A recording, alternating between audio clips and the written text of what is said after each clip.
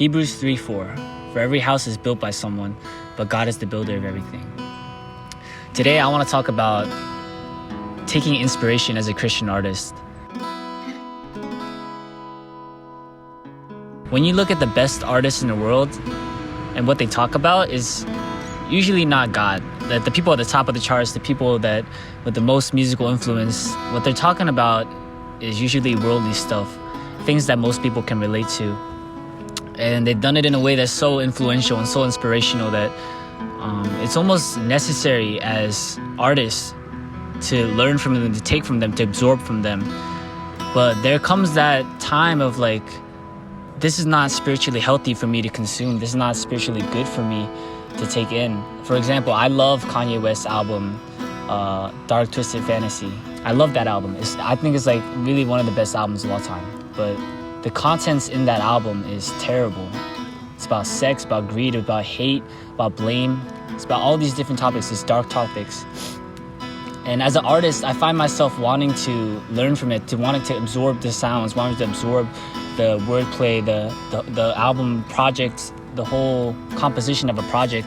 And it's very inspirational to look at, but I find myself being conflicted between inspiration and purity, or what would you say?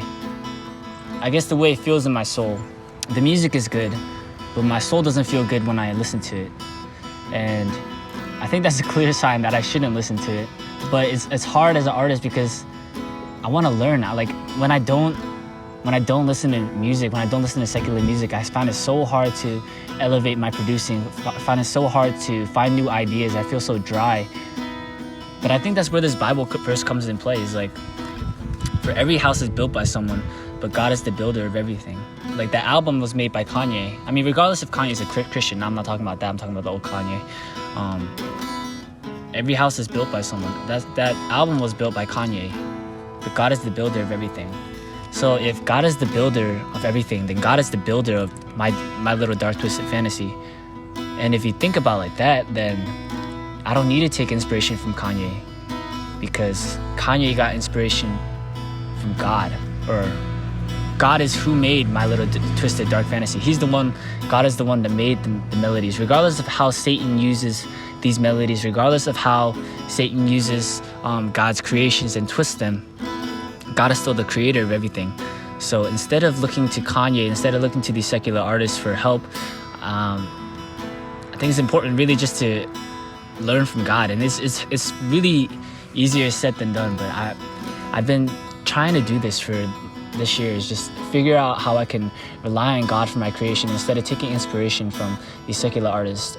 But I just want to make this video and saying that I want to try to just learn to take inspiration from God and view creating as more than just creating.